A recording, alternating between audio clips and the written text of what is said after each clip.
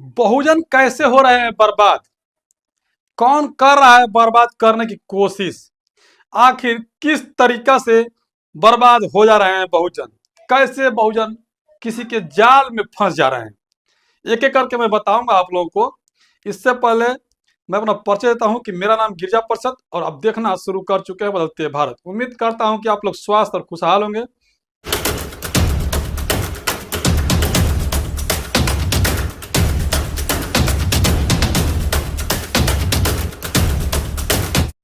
आप लोग जानते होंगे कि बहुजन आखिर बर्बाद क्यों हो रहा है। आप लोग जानते होंगे दिल्ली में अन्ना हजारे के अनशन ने एक नेता पैदा कर दिया जिसका नाम है केजरीवाल, आम आदमी पार्टी। वो कैसे पैदा हुए? तो कांग्रेस के नाम को लेकर के अनशन किया गया और उस अनशन में अन्ना हजारे ने खड़ा कर दिए आम आदमी पार्टी के केजरीवाल। वहां पर सरकार भी बनी। जो बहुजन की सरकार बनने वाली थी, कांग्रेस के खिलाफ आवाज उठने लगी थी, उस आवाज को दबा दिया चुनाव चिन्ह झाड़ू ने। क्योंकि वहां पर शेड्यूल कास्ट, जो शेड्यूल ट्राइब के जो लोग हैं, वहां पर खास करके वाल्मीकि समाज के लोग, और उन्हें झाड़ू हाथ में थमा दिया कलम के बजाय।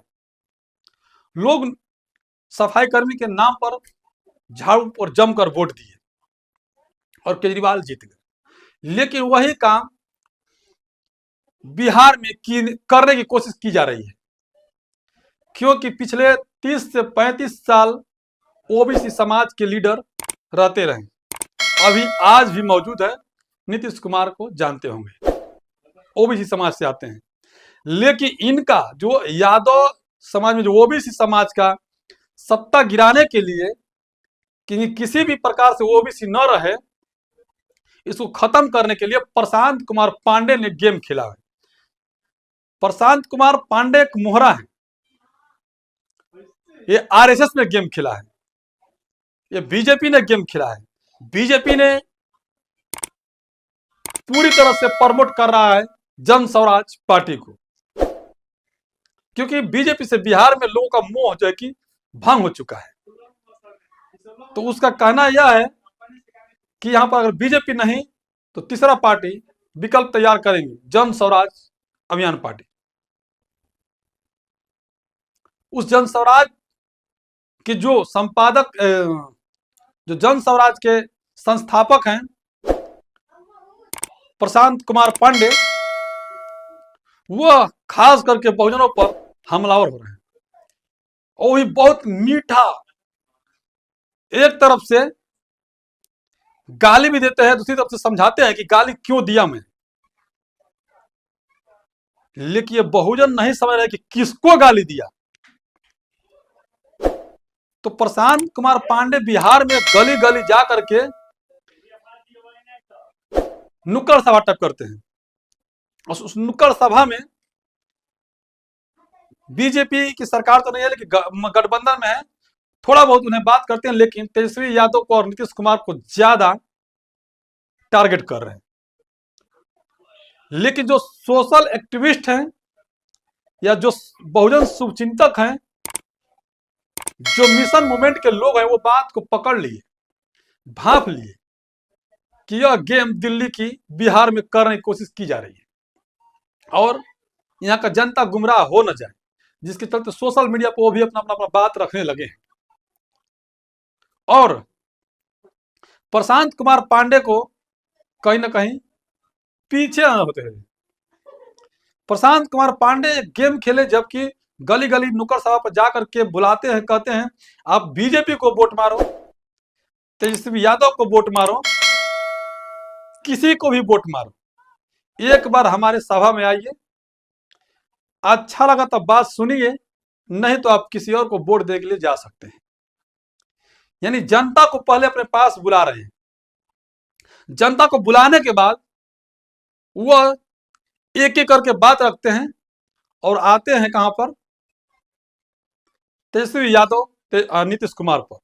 जैसे उदाहरण के तौर पर कहीं सत्संग होता हो, कहीं पूजा पाठ होता हो, तो वह पुजारी क्या कहता है कि सबसे बड़ा भगवान माँ बाप होता है,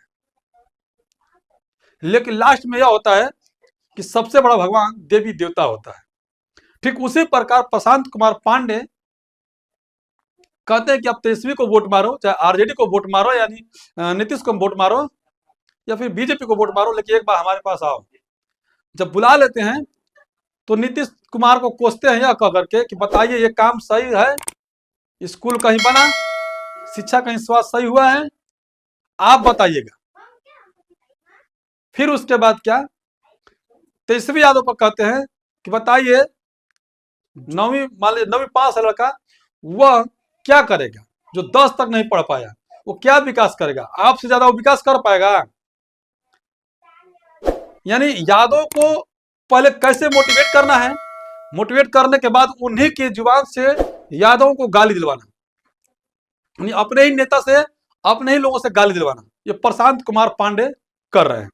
अब बिहार में देखने को ये बात है कि क्या वाकई में ओबीसी समाज आज भी बहकावे में आ रहा है।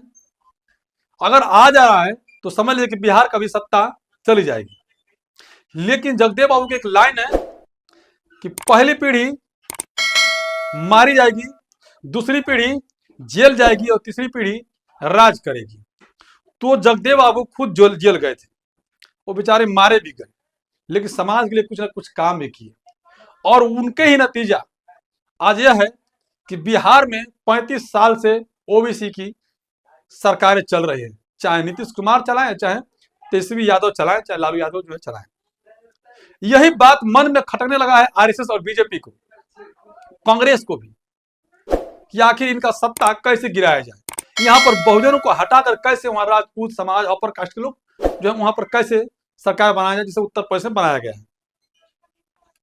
ये बात जब मिशन मूवमेंट के लोग जानने लगे तो ये व्हाट्सएप के जरिए, फेसबुक के जरिए, ट्विटर के जरिए उन लोगों ने जगाना भी चालू कर दिया। जैसे ही प्रशांत कुमार पांडे इस मुहिम को छेड़ा, और ठीक उसी पीछे पीछे ये लोग भी छेड़ दिया जबरदस्त तरीका से।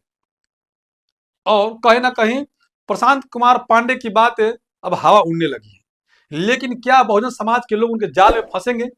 यदि जाल में फंसते हैं तो ये बात तय है कि कांग्रेस और बीजेपी आरएसएस अपने जो जाल बिछाई थी उसमें वो सक्सेस हो जाएंगे। यदि नहीं, अगर नीतीश की सरकार बनती है तो ठीक, तेजस्वी यादव की, लेकिन जहां बीजेपी की बन गई तो समझ लीजिए कि उनका जाल बिछाया हुए और दाना डाला हुआ कबूतर फंस गए, यानी कि चिड़िए इतनी इजी फंस गए।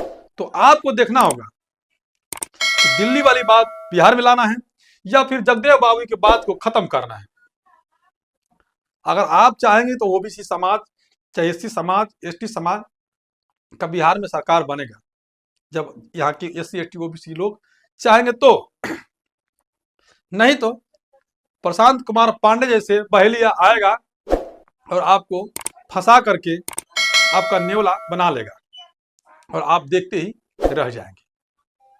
तो जो बूढ़ा कबूतर था वो बताया करता था कि बहेलिया आएगा, दाना जाल बिछाएगा, दाना फेंकेगा और आप फंस जाएंगे, उसमें चक्कर में मत पड़ना। तो ये जगदेव बाबू भी बात कहते थे कि पहली पीढ़ी मारी जाएगी, दूसरी पीढ़ी जेल जाएगी और तीसरी पीढ़ी आजादी करेगी। तो शायद आप बूढ़े कबूतर और जगदेव बाबू की बातों से सहमत होंगे, तो आप सावधान हो जाइए कि प्रशांत कुमार पांडे के पास जब सभाएं होती है तो वहां पर न जाएं और ना तो उनकी बातों को अपने लोगों तक पहुंचाने में सहयोग करें। बाकी आप लोग खुद समझदार हैं, कमेंट का जरूर बताइएगा। अब वीडियो को ज्यादा लोग तो शेयर कीजिएगा। बदलते भारत से पहली बार है तो चैनल को सब्सक्राइब कीजिएगा, लाइक कीजिएगा, कमेंट कीजिएगा। वीडियो को आपसे रिक्वेस्ट करूंगा फिर एक बार कि वीडियो को ज्यादा से ज्यादा लोगों तक शेयर कर समाज को जगाने में सहयोग कीजिएगा। धन्यवाद।